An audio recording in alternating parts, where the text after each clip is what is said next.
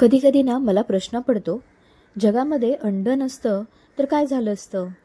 कारण प्रत्येक वाराच्या दिवशी अंड्याचा काय ना काय पदार्थ हा बनवावा लागतोच. कधी बुर्जी असेल, कधी ऑमलेट असेल, तर कधी अंडा करी असेल, तर अगदीच काहीच नाही तर उकडलेल्या अंड्याची भाजी असेल. तर काहीतरी वेगळं ट्राय करायचं म्हणून आज मी ही रशियन ऑमलेटची रेसिपी ट्राय केली आणि एवढी लाजवाब झाली. आहा हा, अगदी अप्रतिम अशी चटकदार आणि तेवढीच लज्जतदार अशी ही रेसिपी तयार होते. त्यामुळे माझ्या घरच्यांना हे रशियन ऑमलेट जे आहे हे खूपच आवडलं. त्यामुळे एकदा दोनदा तीनदा बरेचदा घरात बनवलं गेलं.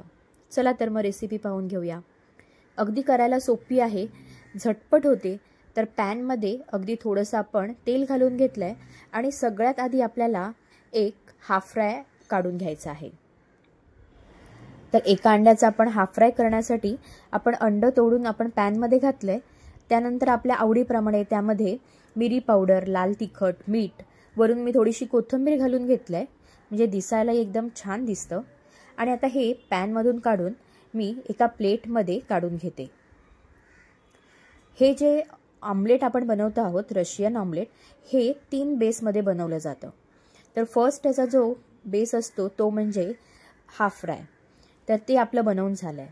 आता आपल्याला त्यासाठी एक ग्रेव्ही बनवायची आहे. तर त्याच पॅनमध्ये थोडंसं पुन्हा तेल घालून घेतलं. बारीक चिरलेला अर्धा कांदा, अर्धा टोमॅटो आणि अर्धा चमचा हिरव्या मिरचीचा ठेचा आपण घातला. सगळं व्यवस्थित परतवून घ्यायचं आणि कांदा आणि टोमॅटो अगदी एकजीव होईपर्यंत आपल्याला हे परतवून घ्यायचं आहे.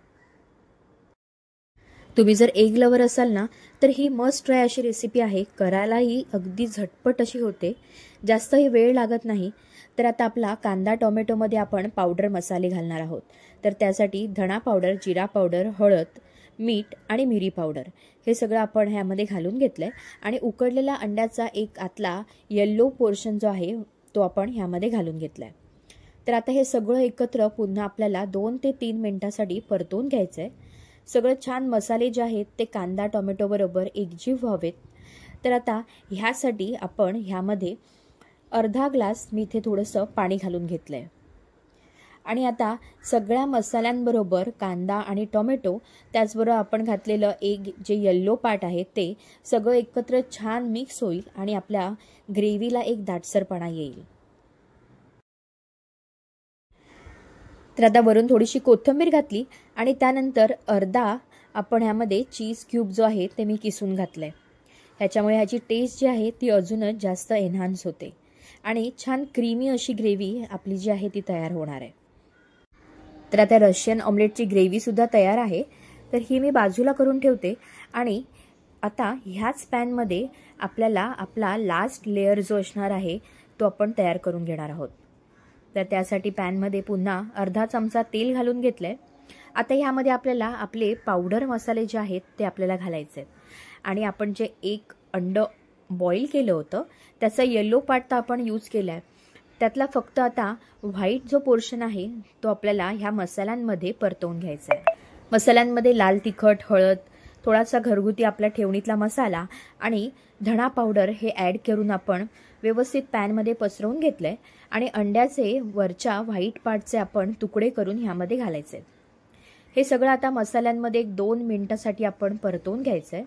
आणि त्यानंतर अगदी हलकंसं चवीपुरतं ह्यामध्ये आपल्याला मीठ ॲड करायचं आहे. पुन्हा सगळं व्यवस्थित एकत्र मिक्स करून घेऊया आणि लगेचच आपलं रशियन ऑमलेट जे आहे ते खाण्यासाठी सर्व करूया. तर तुम्हाला माहिती आहे का, सुरतच्या स्ट्रीट फूडमध्ये हे रशियन ऑमलेट फ्राय खूपच फेमस असं आहे.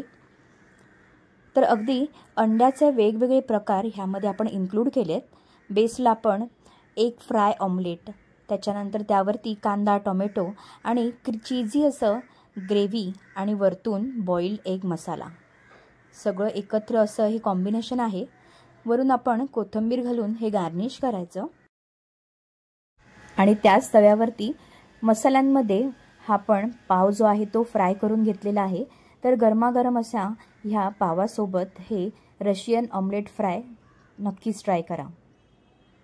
आणि नेहमीप्रमाणेच तुम्हाला जर आजची ही रेसिपी आवडली असेल तर जास्तीत जास्त लोकांना हा व्हिडिओ शेअर करा आणि लाईक करा. आणि अशाच अंड्याच्या वेगवेगळ्या रेसिपी तुम्हाला पाहायला आवडतील का हे सुद्धा कमेंट्समध्ये सांगायला विसरू नका.